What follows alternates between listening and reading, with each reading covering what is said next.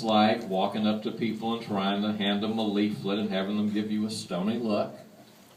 And I know what it's like standing in line on election day and wearing your button and having people kind of do that number to you.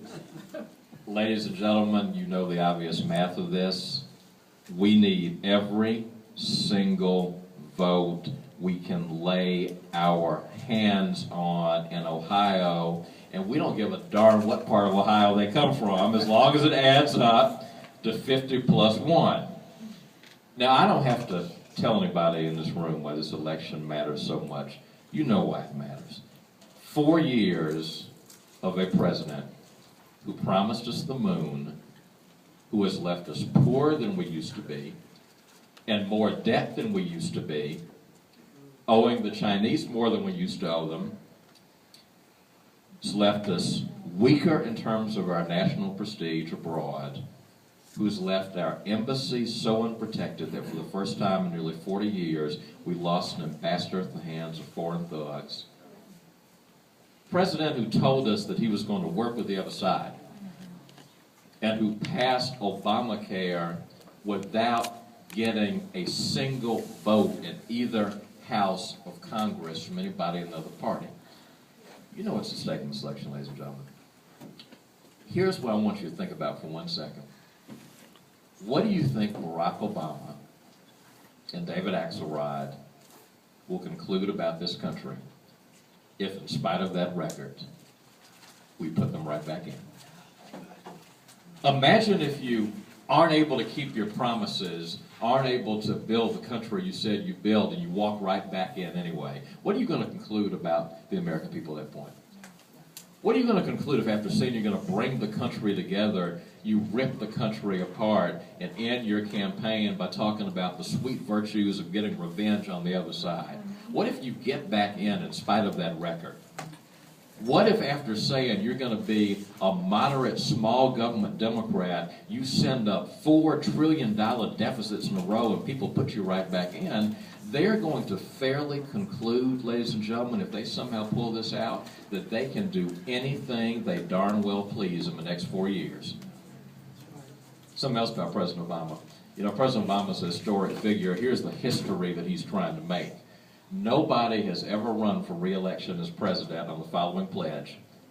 In my first term, I reached in your pocket and took as much money from you as I could get away with. Give me 4 more years. I promise I will take more of your money from you. Nobody's ever run on that pledge before. You don't want him to make that history. And ladies and gentlemen, final motivational point. I know that all of us who've been on a ballot who run for office love to say, oh, this election is the most important election ever. Folks, please appreciate this. There are 2 different men on the ballot on Tuesday. That's true. But there are 2 different ways of looking at our country. The Democratic Party and President Obama, they think that we're weak. They think our people are dependent. They think our people need to be propped up by government. They think government has to reach out and put its hands on people to give them a chance to climb and prosper.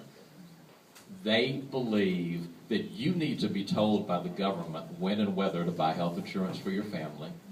They believe that our businesses need more red tape than ever. And they believe that the best way to build a strong economy is to go to people who've been successful and take more money out of their pocket. That's their view of the world. And when it comes to issues of faith, I know we've got some people of faith in this part of Ohio. This is the first time you've had the federal government in court fighting the Catholic Church. The history of our country.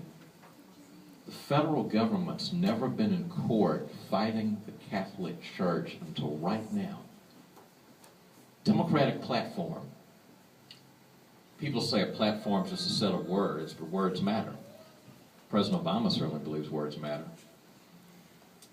They wanted to remove the phrase, God-given talent. There was no reference in their platform to God being the inspirer of the United States or the dominant force in the United States. They wanted to remove the innocuous phrase, God-given talent. Ladies and gentlemen, there's something loose and alive in the Democratic Party right now that would give you a country that you would not recognize if they only have 4 more years.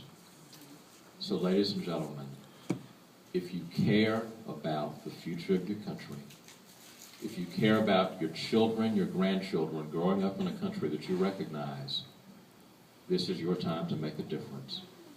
On the phones, in your neighborhoods, in every possible way that you can.